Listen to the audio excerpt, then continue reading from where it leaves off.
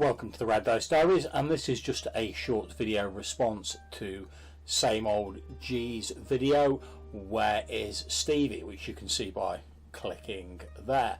And in that video, amongst other things, Sameoldji proposes a scenario where there's a group of people gathered around in a cabin. It's a party and a sort of teen slasher vibe going on, and one of the NPCs, called Stevie, hence the title, has gone missing.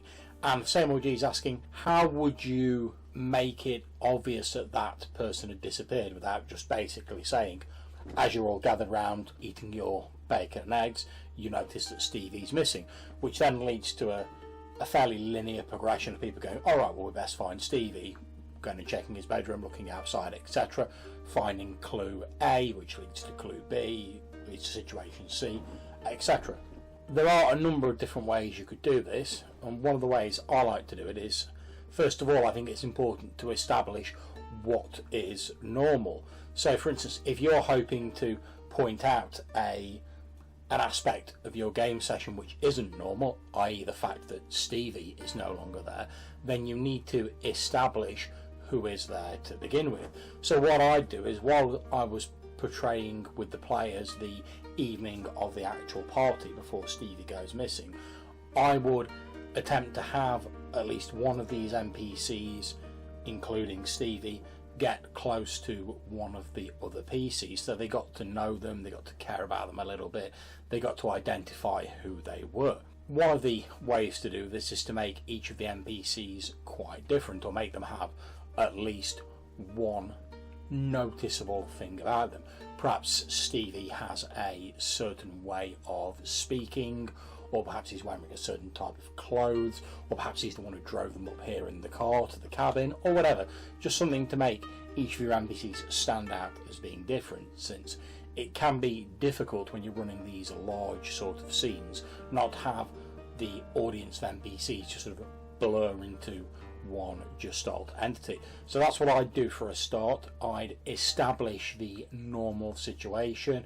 I'd also try and trim down the number of NPCs a little bit, both to save on the workload for the GM, and because if you have, say, 30 NPCs at this party, it's going to be very difficult for the players to keep all of them in mind and to recall them all individually.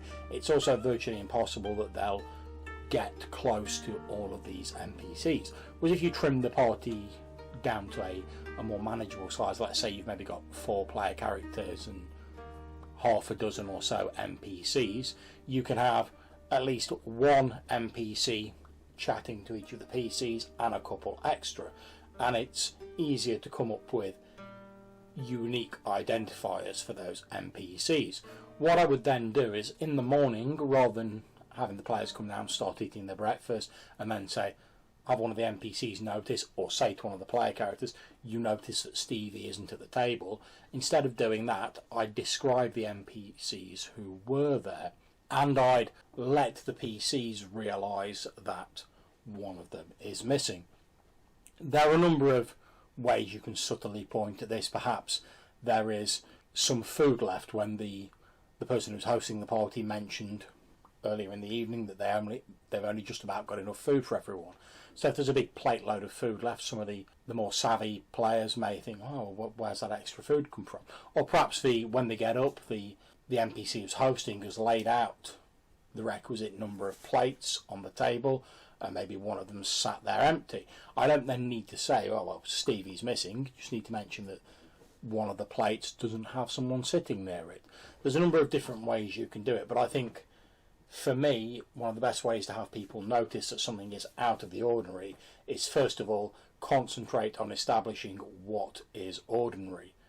And the more vividly you can portray this to your players, the more you can get this stuck in their mind, the more likely they are to notice when things start to vary or things start to change from that established baseline.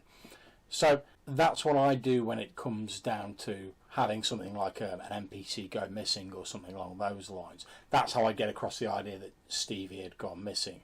I'd focus in on a smaller group of NPCs, try and make them all as individual as possible, try and have them identify as much as possible and interact with the player characters on the evening of the party.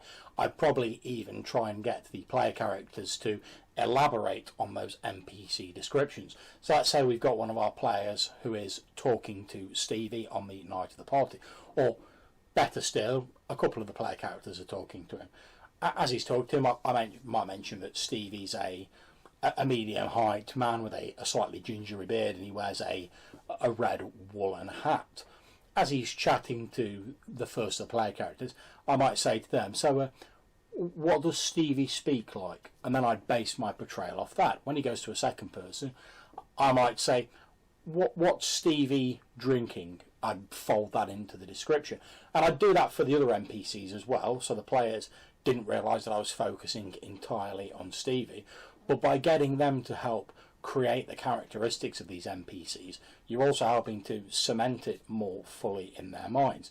So when they're all sat round at the table, you might have one of them say, oh, okay, well, I'll have a look around. There's an empty plate.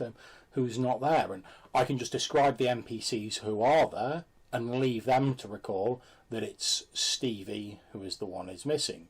And they can then go on from there to decide what they want to do about it, rather than me sort of having to lead them quite so much by the nose. So that's my video response, just a short one. There are a number of other different ways you could do it, but personally that's the initial way that I'd probably start by looking at this situation. So I hope you've enjoyed this video. You'll consider clicking on the red dice to subscribe to my channel, and until I see you next time, happy gaming.